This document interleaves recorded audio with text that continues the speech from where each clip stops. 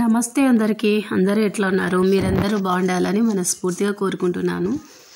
ఈరోజు అయితే నేను కర్నూలుకి వెళ్తున్నాను. కర్నూలు దగ్గర కొండారెడ్డి బుర్జ్ దగ్గర పని నుండి అటు వెళ్తున్నాను కాబట్టి ఈరోజు కొండారెడ్డి బుర్జ్ అయితే చూపిస్తాను మీకు.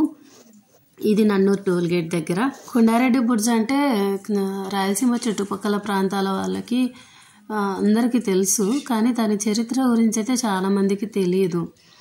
ఎప్పుడైనా ఏదైనా సినిమా షూటింగ్స్ జరగాలన్నా కర్నూలు దగ్గర జరిగితే కంపల్సరీగా కొండారెడ్డి బుర్జ్ ఉంటుంది. కంపల్సరీగా కొండారెడ్డి బుర్జ్ అంటే కోట నిర్మాణము.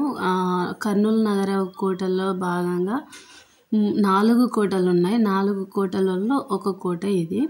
3 శిథిలావస్థలు ఉన్నాయి, అంత పాడైపోయినాయి. ఇదైతే ఎంట్రీ, లోపలికి వెళ్ళే దారి.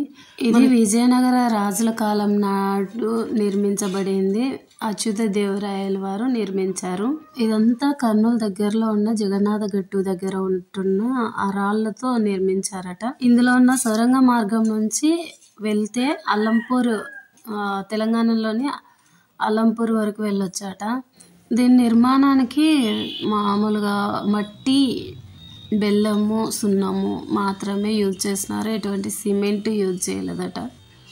ఆయన ఎంత స్ట్రాంగ్గా ఉంది. అంత బ్యాక్ సైడ్ మనకి రౌండ్ షేప్ కనిపిస్తుంది కదా ఎంట్రీ అప్పుడు, అదే అనమాట. వెనక పక్క ఇది చిన్న చిన్నగా గుళ్ళ మాదిరి ఉన్నాయి గదులు.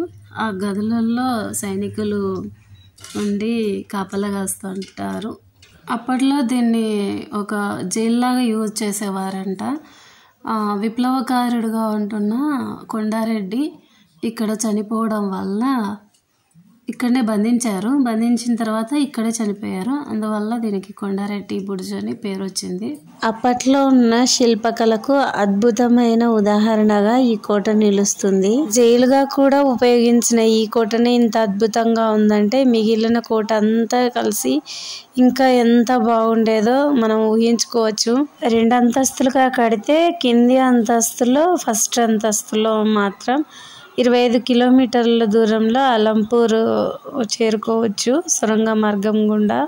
ఎట్లా కట్టినారో ఏమో కానీ అసలు ఇప్పటికీ చెక్కు చెదరకుండా ఉంది. చాలా బాగుంది. అసలు ఇదంతా నార్మల్గా ఓపెన్ గానే ఉండేదంట. ఇక్కడ నిధులు ఉన్నాయని సొరంగ మార్గాలలో అంత త్రవ్వకాలు స్టార్ట్ చేస్తున్నారని చెప్పేసి క్లోజ్ చేసేసినారు. కోట పైనుంచి చూస్తే ఇట్లుంటుంది.